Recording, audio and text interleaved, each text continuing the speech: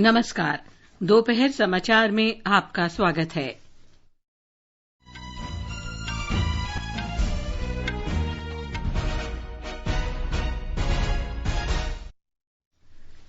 प्रधानमंत्री नरेंद्र मोदी आज रात 8 बजे राष्ट्र को संबोधित करेंगे। भारतीय रेलवे ने देश के विभिन्न हिस्सों में 14 गंतव्य स्थलों के लिए विशेष यात्री रेल सेवा शुरू की। भारतीय रेलवे ने अब तक 540 से अधिक श्रमिक विशेष रेलगाड़ियों द्वारा प्रवासी श्रमिकों, तीर्थयात्रियों, पर्यटकों और छात्रों को गंतव्य स्थानों तक पहुंचाया। वंदे भारत मिशन के अंतर्गत एयर इंडिया बांग्लादेश और खाड़ी देशों से भारतीयों को ला रही है। भारतीय आयुर्विज्ञान अनुसंधान परिषद और राष्ट्रीय रोग नियंत्रण केंद्र चुने हुए जिलों में जनसंख्या आधारित सीरो सर्वेक्षण करेगा। और आज अंतर्राष्ट्रीय नर्स दिवस है।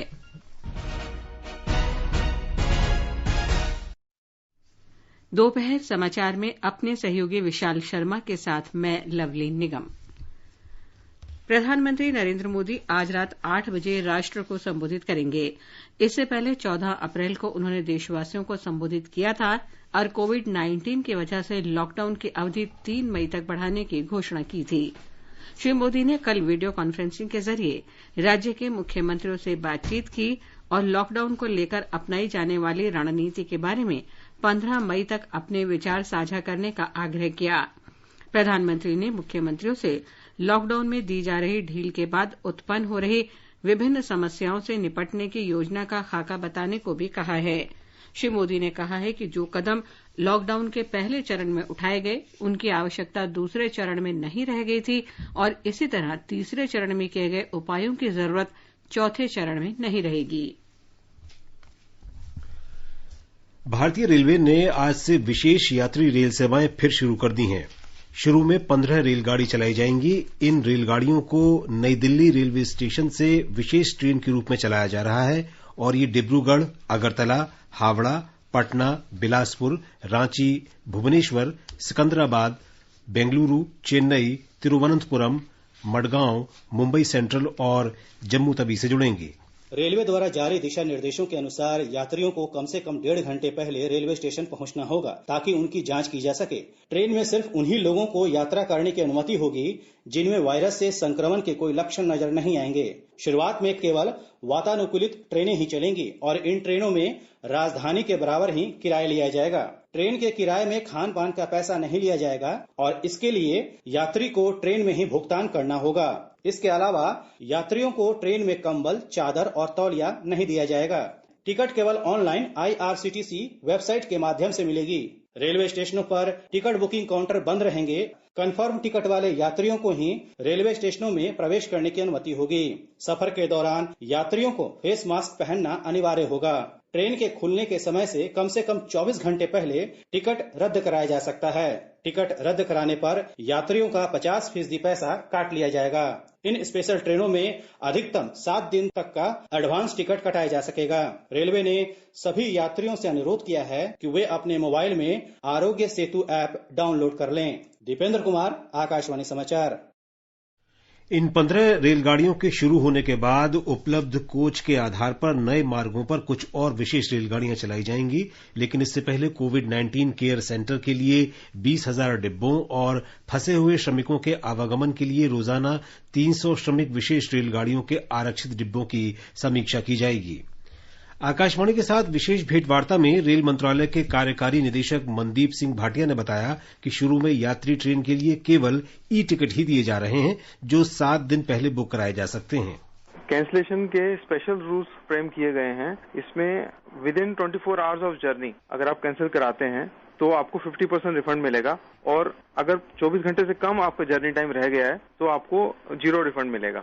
ये इसलिए किया गया है जिससे टिकट्स की मिसयूज ना हो पाए और जो जेन्युइन लोग हैं वो ही जा पाए। भारतीय रेलवे ने 542 श्रमिक स्पेशल रेलगाड़ियों से अब तक लगभग 6.5 लाख यात्रियों को उनके गंतव्य तक पहुंचाया है। ये रेलगाड़ियां संबंधित राज्यों यानी यात्रियों को भेजने वाले राज्यों और उन राज्यों की सहमति के बाद चलाई जा रही हैं जहां के ये लोग रहने वाले हैं। इस प्रक्रिया में ट्रेन में सवार होने से पहले यात्रियों की पूरी स्क्रीनिंग की गई। यात्रा के दौरान उन्हें मुफ्त भोजन और पानी भी दिया गया तथा सुरक्षित दूरी सुनिश्चित की गई। अधिकतर रेलगाड़ियां विभिन्न राज्यों जैसे आंध्र प्रदेश, बिहार, छत्तीसगढ़, हिमाचल प्रदेश, झारखंड, कर्नाटक, मध्य प्रदेश, महाराष्ट्र, ओडिशा, राजस्थान, तमिलनाडु, तेलंगाना, उत्तर प्रदेश और बंगाल में अपने गंतव्य स्थल तक पहुंच गई हैं। ये रेलगाड़ियां प्रवासी मजदूरों, तीर्थयात्रियों, पर्यटकों, छात्रों और अन्य लोगों को उनके विभिन्न गंतव्य स्थल तक स्पेशल रेलगाड़ियों से पहुंचाने के गृह मंत्रालय के आदेश के बाद चलाई गई हैं। बिहार के मुख्यमंत्री नीतीश कुमार ने अन्य राज्यों में फंसे हुए निवासियों को अगले 7 दिन में वापस लाने तथा राज्यों से समन्वय बनाए रखने के लिए वरिष्ठ अधिकारियों को आवश्यक इंतजाम करने के निर्देश दिए हैं। मुख्यमंत्री ने कहा है कि आने वाले सभी लोगों को कोविड-19 की जांच की जानी चाहिए। 116 रेलगाड़ियों के माध्यम से 1,37,000 से अधिक प्रवासी श्रमिक देश के विभिन्न हिस्सों से बिहार पहुंचे हैं। इसके अतिरिक्त 25,000 से अधिक कामगार 21 रेलगाड़ियों से आज पहुंच रहे हैं।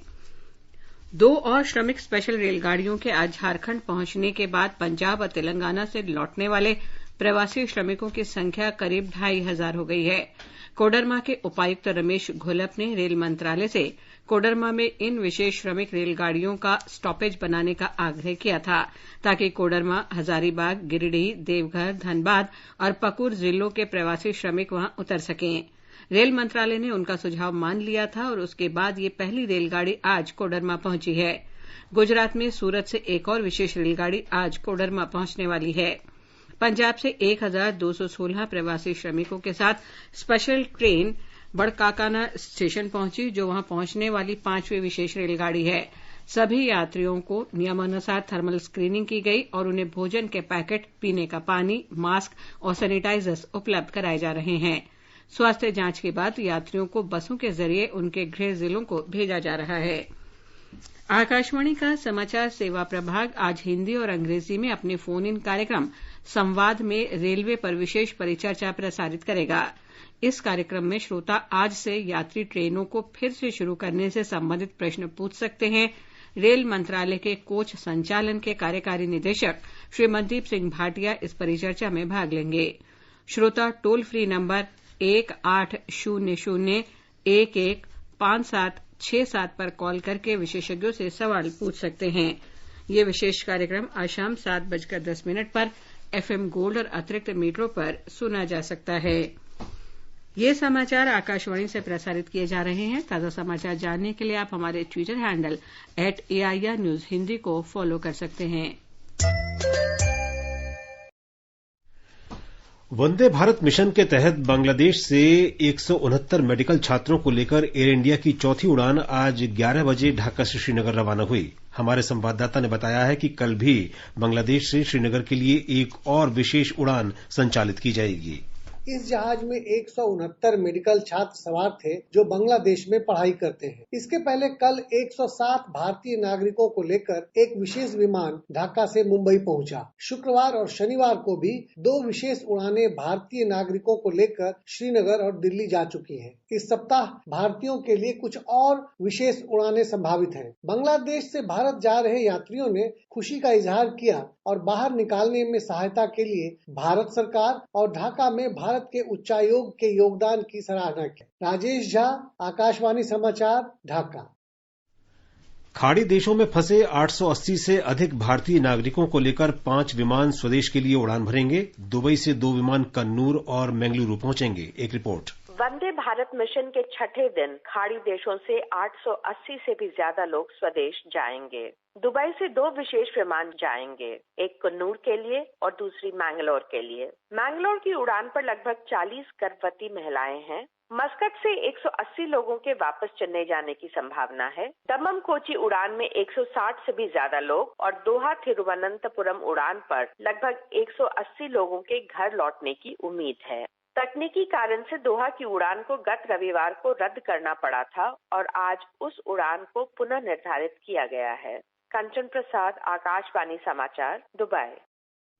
विदेशों में फंसे भारतीयों को वापस लाने के सबसे बड़े अभियान वंदे भारत मिशन के अंतर्गत 180 भारतीयों को लेकर एक उड़ान कल रात कुआलालंपुर से चेन्नई हवाई अड्डे पहुंची। इनमें 58 महिलाएं और 3 बच्चे भी शामिल थे। निर्धारित नियमों के अनुसार सभी यात्रियों को क्वारंटीन में भेज दिया गया। ओमान में मस्कट और सऊदी अरब में दम्मम से 2 और विशेष उड़ानें चेन्नई पहुंच रही हैं। दम्बम चेन्नई उड़ान केरल में कोच्चि हवाई अड्डे पर भी रुकेगी। इस बीच तमिलनाडु में कोविड-19 से संक्रमित लोगों की संख्या कल 8,000 को पार कर गई, लेकिन अधिकारियों का कहना है कि इस महामारी में मृत्यु दर 0.66% के न्यूनतम स्तर पर है। वंदे भारत मिशन के अंतर्गत कल मध्यरात्रि में न्यूयॉर्क से मुंबई के छत्रपति शिवाजी महाराज अंतर्राष्ट्रीय हवाई अड्डे पर एक उड़ान पहुंची। हमारे संवाददाता ने बताया है कि एक और विशेष विमान के कुआलालंपुर से 225 भारतीयों को लेकर आज रात तक पहुंचने की संभावना है।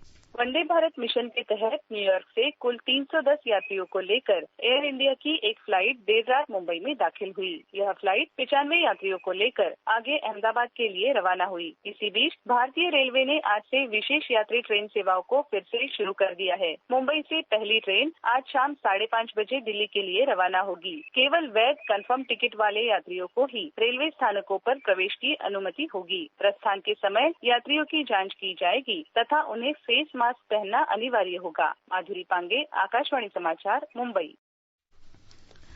वंदे भारत मिशन के अंतर्गत फिलीपींस में फंसे 130 भारतीयों को लेकर एयर इंडिया की विशेष उड़ान आज तड़के 3:30 बजे गुजरात के अहमदाबाद हवाई अड्डे पहुंची। 100 भारतीयों को लेकर एक अन्य उड़ान आज सुबह 5:45 बजे अमरीका से अहमदाबाद पहुंची। राज्य सरकार ने आए यात्रियों को अनिवार्य रूप से संस्थागत क्वारंटीन में भेजना शुरू कर दिया है। मालदीव से भारतीयों को निकालने का दूसरा चरण 15 मई से शुरू होगा। आईएनएस जलाश्व मालदीव में फंसे 700 भारतीयों को माले बंदरगाह से लेकर कोच्चि पहुंचेगा। इसमें सिर्फ वैसे भारतीय शामिल होंगे जो केरल और केंद्र शासित प्रदेश लक्षद्वीप के निवासी हैं। एयर इंडिया मालदीव में फंसे भारत के अन्य राज्यों के निवासियों को लेकर आएगा। एयर इंडिया की उड़ानें इन भारतीयों को नई दिल्ली, बेंगलुरु, मुंबई और चेन्नई पहुंचाएंगी। और अब आगे बढ़ने से पहले मुख्य समाचारों पर एक नजर। प्रधानमंत्री नरेंद्र मोदी आज रात 8 बजे राष्ट्र को संबोधित करेंगे। भारतीय रेलवे ने देश के विभिन्न हिस्सों में 14 गंतव्य स्थलों के लिए विशेष यात्री रेल सेवा शुरू की। भारतीय रेलवे ने अब तक 540 से अधिक श्रमिक विशेष रेलगाड़ियों द्वारा प्रवासी श्रमिकों, तीर्थयात्रियों, पर्यटकों और छात्रों को गंतव्य स्थानों तक पहुंचाया। वंदे भारत मिशन के अंतर्गत एयर इंडिया बांग्लादेश और खाड़ी देशों से भारतीयों को ला रही है। भारतीय आयुर्विज्ञान अनुसंधान परिषद और राष्ट्रीय रोग नियंत्रण केंद्र चुने हुए जिलों में जनसंख्या आधारित सीरो सर्वेक्षण करेगा और आज अंतर्राष्ट्रीय नर्स दिवस है।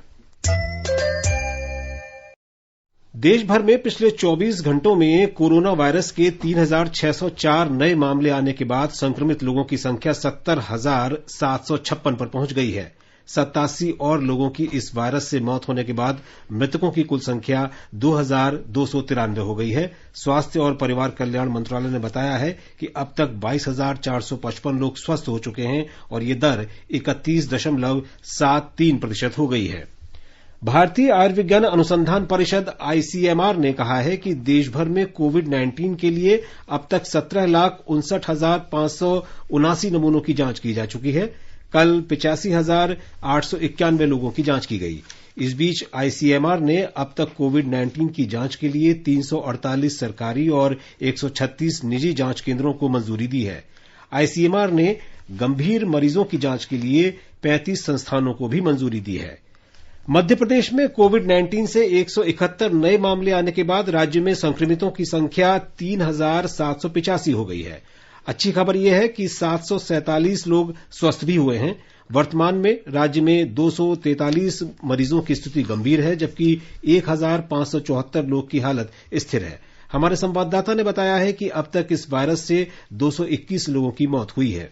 मध्य प्रदेश में अब तक 76,000 से अधिक परीक्षण किए जा चुके हैं। सबसे ज्यादा प्रभावित इंदौर में अब तक 1,935 मामले सामने आए हैं, जबकि भोपाल में कुल मामलों की संख्या 774 है। इस बीच स्कूल शिक्षा विभाग द्वारा कोरोना संक्रमण को रोकने के लिए कक्षा 1 से 8 तक के बच्चों को अगली कक्षा में पदोन्नत करने के लिए निर्देश जारी कर दिए गए हैं। सभी कलेक्टरों को भेजे गए निर्देश में राज्य शिक्षा केंद्र आयुक्त लोकेश जाटव ने कहा है कि शिक्षा का अधिकार अधिनियम के प्रावधानों के अनुसार छात्रों को आंतरिक, मासिक और अर्धवार्षिक परीक्षा में प्रदर्शन के आधार पर अगली कक्षा में पदोन्नत किया जाए। संजीव शर्मा, आकाशवाणी समाचार, भोपाल। झारखंड में कोरोना संक्रमित मामलों की कुल संख्या 164 हो गई है। पूर्वी सिंहभूम जिले में चाकुलिया में पहली बार 2 छात्र कोरोना संक्रमित पाए गए। नीति आयोग ने इस जिले में एक भी कोरोना का मरीज न होने के कारण इसकी सराहना की थी। अधिकारियों ने इन इलाकों को बंद करके संक्रमित रोगियों के संपर्क में आए व्यक्तियों का पता लगाना शुरू कर दिया है। राज्य के 14 जिले कोरोना वायरस से संक्रमित हैं, जिनमें से बोकारो और सिमडेगा कोरोना मुक्त जिले का दर्जा बनाए रखने के लिए जोर शोर से जुटे हैं। इस बीच राज्य में रोगियों के ठीक होने की दर 47.56% है, जो राज्य में संक्रमित रोगियों में लगभग आधी है। राजस्थान में कोविड-19 से 47 और लोगों के संक्रमित पाए जाने के बाद राज्य में इस वायरस से संक्रमितों की संख्या 4035 पर पहुंच गई है। आज सबसे अधिक 32 मामले उदयपुर से आए हैं। 1516 लोगों का इलाज चल रहा है, जबकि 2362 लोग स्वस्थ हो गए हैं। अब तक कोविड-19 से 115 लोगों की मौत हो चुकी है।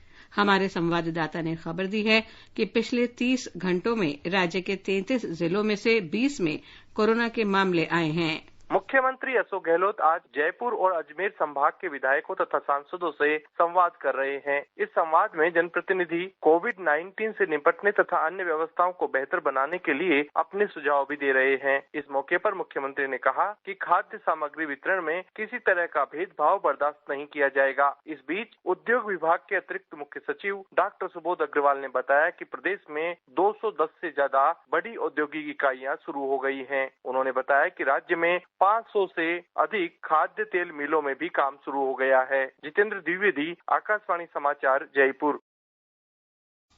चंडीगढ़ में कोविड-19 से आज 6 और लोग संक्रमित पाए गए।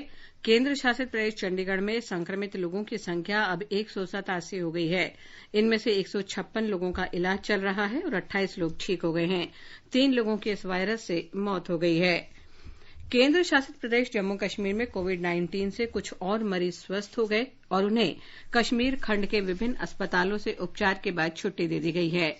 हमारे संवाददाता ने बताया है कि कल रात तक 51,334 लोगों के नमूनों की जांच की गई, जिनमें से 50,455 लोगों में इस संक्रमण की पुष्टि नहीं हुई। जम्मू संभाग से 6 और कश्मीर से 12 नए पॉजिटिव मामलों की वृद्धि के साथ ही जम्मू कश्मीर में पॉजिटिव मामलों की संख्या अब 879 तक जा पहुंची है। इस बीच श्रीनगर से कल एक और कोविड मरीज की मृत्यु होने के साथ ही अब जम्मू कश्मीर में कोविड से हुई मौतों की संख्या अब 10 तक जा पहुंची है। कल और 44 रोगी उपचार के बाद ठीक हो गए हैं और इसके साथ ही जम्मू कश्मीर में ठीक होने वाले व्यक्तियों की संख्या अब बढ़कर 427 तक जा पहुंची है। श्रीनगर से आकाशवाणी समाचार के लिए मैं सुनील कोल।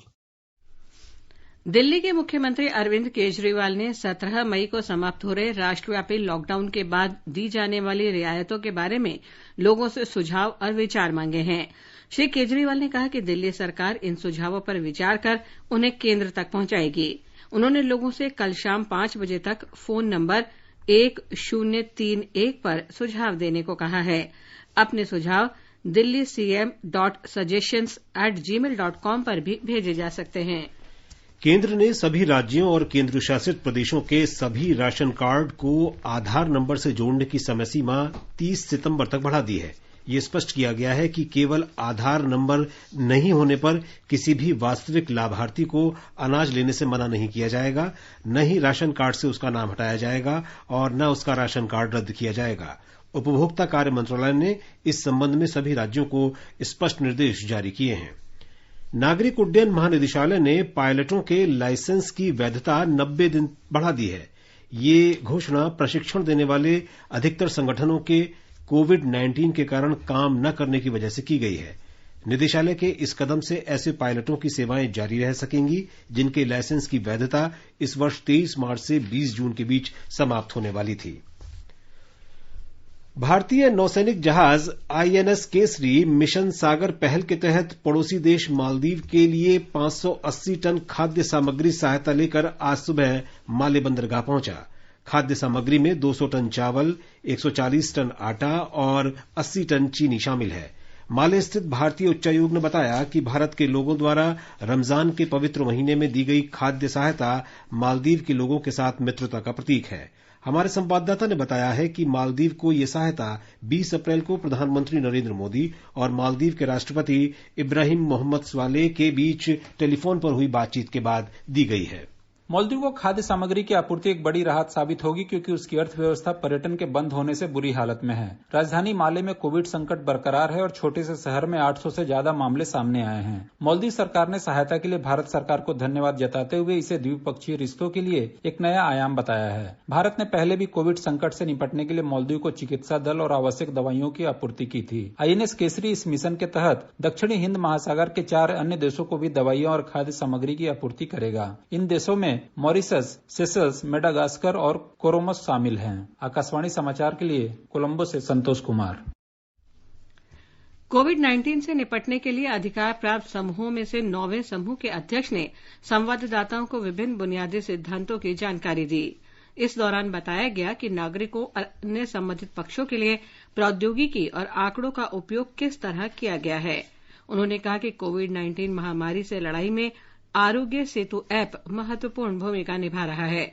आरोग्य सेतु ऐप का प्रयोग करने वाले किसी भी व्यक्ति की निजी पहचान अन्य व्यक्ति के सामने प्रकट नहीं होती। निश्चिंत रहिए कि ये बहुत ही सिक्योर ऐप है। प्राइवेसी भंग ना हो उसके लिए इसको बनाया गया है और सिर्फ और लोगों को बीमारी से बचाने के लिए, उस एरिया को हॉटस्पॉट बनने से बचाने के लिए इस तरह की इंफॉर्मेशन का इस्तेमाल किया जाता है, जो कि बहुत ही उचित और बहुत ही जरूरी काम है अगर हमने इस पेंडेमिक से लड़ाई करनी है। आकाशवाणी का समाचार सेवा प्रभाग विशेषज्ञों की राय कार्यक्रम में कोविड-19 महामारी के बारे में विशेषज्ञ डॉक्टरों की राय प्रसारित करता है। दिल्ली के जीबी पंत अस्पताल के डॉक्टर संजय पांडे ने बताया कि भारत का गर्म मौसम कोविड-19 के फैलाव पर क्या प्रभाव डालेगा, ये अध्ययन का विषय है। कोरोना वायरस एक रेस्पिरेटरी वायरस है और पहले भी यह देखा गया है कि जो वायरस रेस्पिरेटरी वायरस थे, जैसे H1N1 या सार्स वायरस कुछ सालों पहले दुनिया में आया था, उनका प्रभाव समर वेदर में कम हो गया था। इसी को देख के माना जा रहा है कोरोना वायरस के ऊपर भी हीट का इफेक्ट हो सकता है और यह संभव है कि जैसे जैसे टेम्परेचर बढ़ेगा वैसे वैसे कोरोना वायरस का इफेक्ट कम होगा। लेकिन कोरोना वायरस एक बिल्कुल नया वायरस है, इसके बारे में अभी हमें पूरी जानकारी नहीं है, तो इस बारे में कोई भी अनुमान लगाना सही नहीं है। इंडियन मेडिकल एसोसिएशन के अध्यक्ष डॉक्टर राजन शर्मा ने बताया कि लोगों को स्वच्छता और सामाजिक दूरी के मानकों का पालन करने की आवश्यकता है, विशेषकर लॉकडाउन के तीसरे चरण में सरकार द्वारा दी गई रियायतों के बीच। 3 चीजें, फिजिकल डिस्टेंसिंग, रेस्पिरेटरी एटिकेट्स, यानी कि कहीं खांसते रुमाल रखें और मास्क डाल के रखें, नहीं तो गमछा। और तीसरा, अपने और अपने आसपास की जगह को साफ। ये 3 मूल मंत्र हैं जो सदियों से चले आ रहे हैं किसी भी एपिडेमिक। और अब सरकार जितना कर सकती है सरकार ने कर दिया है, लॉकडाउन में आपको एहतियात कर दिया है। अब इसके बाद जो आने वाला समय है, हम सबको भारतीय बन के इन सारे मापदंडों में खरा उतरना है। आकाशवाणी का समाचार सेवा प्रभाग आज अपने फोन इन कार्यक्रम में कोरोना संक्रमण पर एक विशेष परिचर्चा प्रसारित करेगा। इसमें दिल्ली के राम मनोहर लोहिया अस्पताल के वरिष्ठ चिकित्सक डॉक्टर AK वार्ष्णेय हिस्सा ले रहे हैं। श्रोता स्टूडियो में सीधे फोन कर विशेषज्ञ से सवाल पूछ सकते हैं। नंबर है 011-233144। हमारा टोल फ्री नंबर है 1800-115767। ये कार्यक्रम आज रात 9:25 से FM गोल्ड और अतिरिक्त चैनलों पर सुना जा सकता है। केंद्र सरकार ने कोविड-19 से प्रभावित कलाकारों के लिए संस्कृति मंत्रालय द्वारा कोई राहत कार्यक्रम शुरू किए जाने का खंडन किया है। पत्र सूचना कार्यालय ने एक ट्वीट में कहा है कि इस तरह की सूचनाएं पूरी तरह झूठ हैं और संस्कृति मंत्रालय या उसके अधीन संगीत नाटक अकादमी ने इस तरह का कोई कार्यक्रम शुरू नहीं किया है। ईमेल, SMS और व्हाट्सएप पर प्रसारित संदेशों में भारत सरकार की ओर से कोविड-19 से पीड़ित कलाकारों के लिए एक राहत कार्यक्रम शुरू किए जाने का दावा किया जा रहा था। ये समाचार हमारी वेबसाइट newsonair.com और हमारे मोबाइल ऐप newsonair/hindi पर भी उपलब्ध हैं। भारतीय आयुर्विज्ञान अनुसंधान परिषद ICMR और राष्ट्रीय रोग नियंत्रण केंद्र राज्यों के स्वास्थ्य विभागों और उससे संबंधित लोगों के सहयोग से चुने हुए जिलों में जनसंख्या आधारित सीरो सर्वेक्षण करेगा।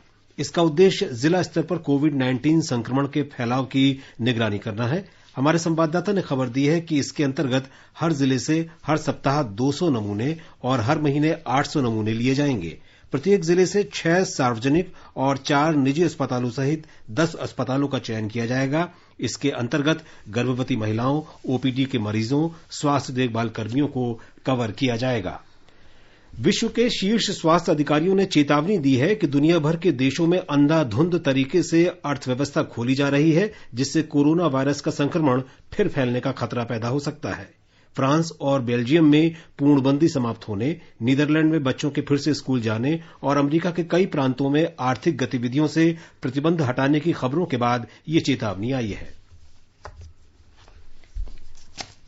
केंद्र शासित प्रदेश लद्दाख में लेह पर्वतीय परिषद ने 2020 और 21 में जिले के पहले पूंजीगत खर्च बजट के लिए 232 करोड़ रुपए के परिव्यय को मंजूरी दी है। कोविड-19 महामारी की वजह से आम परिषद की वार्षिक बैठक केवल कार्यपालक पार्षदों तक सीमित रही, जिसकी अध्यक्षता इसके अध्यक्ष और मुख्य कार्यपालक पार्षद गल पी वांग्याल ने की। बैठक में जिले की योजना को मंजूरी दी गई। महाराष्ट्र में पालघर भीड़ की हिंसा मामले में राज्य पुलिस के अपराध जांच विभाग ने 18 और लोगों को गिरफ्तार किया है। राज्य सीआईडी पिछले महीने पालघर जिले में ग्रामीणों की भीड़ द्वारा 2 साधुओं सहित 3 लोगों की पीट-पीटकर हत्या करने के मामले की जांच कर रही है। इन गिरफ्तारियों में इस समय मामले के सिलसिले में गिरफ्तार किए गए अभियुक्तों की संख्या 134 हो गई है। केंद्र शासित प्रदेश जम्मू कश्मीर की कश्मीर घाटी में पुलवामा और शोपियां जिले को छोड़कर अन्य सभी स्थानों पर 2G स्पीड वाली मोबाइल इंटरनेट सेवाएं बहाल कर दी गई हैं। उच्चतम न्यायालय द्वारा तत्काल 4G इंटरनेट सेवा बहाली से इंकार किए जाने के आदेश के कुछ ही घंटे बाद ये कार्रवाई की गई है। कश्मीर के 10 में से 8 जिलों में 2G इंटरनेट सेवाएं कल रात बहाल हो गईं। 5 दिन पहले हिजबुल मुजाहिदीन के सरगना रियाज नाइकू की एक मुठभेड़ में मारे जाने के बाद वहां इंटरनेट सेवाओं पर रोक लगा दी गई थी।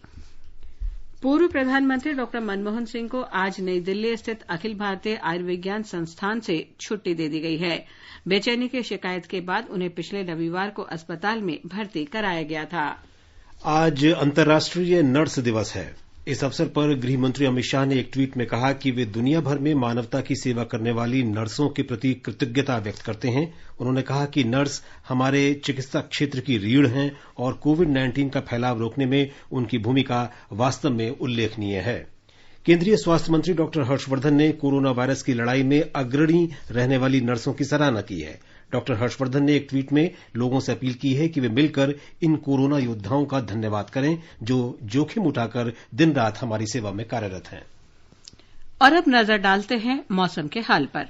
राष्ट्रीय राजधानी दिल्ली में न्यूनतम तापमान 24 डिग्री सेल्सियस और अधिकतम तापमान 34.4 डिग्री सेल्सियस रहने का अनुमान है। आसमान में आंशिक रूप से बादल छाए रहेंगे और बिजली चमकने की भी संभावना है। मुंबई में आज आसमान साफ रहेगा। न्यूनतम तापमान 27 डिग्री और अधिकतम तापमान 35 डिग्री सेल्सियस रहने का अनुमान है। चेन्नई में तापमान 28 और 37 डिग्री सेल्सियस के आसपास रहेगा। कहीं कहीं बादल छाए रहेंगे। कोलकाता में आमतौर पर बादल छाए रहेंगे और रुक रुक कर बारिश की भी संभावना है। यहाँ न्यूनतम तापमान 24 डिग्री सेल्सियस और अधिकतम तापमान 34 डिग्री सेल्सियस रहेगा। केंद्र शासित प्रदेश जम्मू कश्मीर के जम्मू में न्यूनतम तापमान 22 डिग्री और अधिकतम तापमान 34 डिग्री सेल्सियस रहने का अनुमान है। दोपहर बाद आंशिक रूप से बादल छाने की संभावना है। श्रीनगर में आंशिक रूप से बादल छाने के साथ ही न्यूनतम तापमान 7 डिग्री सेल्सियस और अधिकतम 23 डिग्री सेल्सियस रहने का अनुमान है। गिलगित में तापमान 14 और 27 डिग्री सेल्सियस के बीच रहेगा तथा आंशिक रूप से बादल छाए रहेंगे। मुजफ्फराबाद में न्यूनतम तापमान 17 डिग्री सेल्सियस और अधिकतम तापमान करीब 34 डिग्री सेल्सियस रहने की संभावना है। यहाँ भी आंशिक रूप से बादल छाए रहने का अनुमान है। समाचार कक्ष से मैं कनकलता।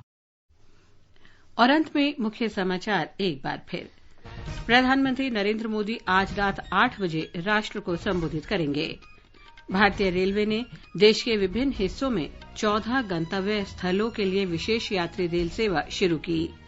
भारतीय रेलवे ने अब तक 540 से अधिक श्रमिक विशेष रेलगाड़ियों द्वारा प्रवासी श्रमिकों, तीर्थयात्रियों, पर्यटकों और छात्रों को गंतव्य स्थानों तक पहुंचाया। वंदे भारत मिशन के अंतर्गत एयर इंडिया बांग्लादेश और खाड़ी देशों से भारतीयों को ला रही है। भारतीय आयुर्विज्ञान अनुसंधान परिषद और राष्ट्रीय रोग नियंत्रण केंद्र चुने हुए जिलों में जनसंख्या आधारित सीरो सर्वेक्षण करेगा। और आज अंतर्राष्ट्रीय नर्स दिवस है। इसके साथ ही दोपहर समाचार का ये अंक समाप्त हुआ। नमस्कार।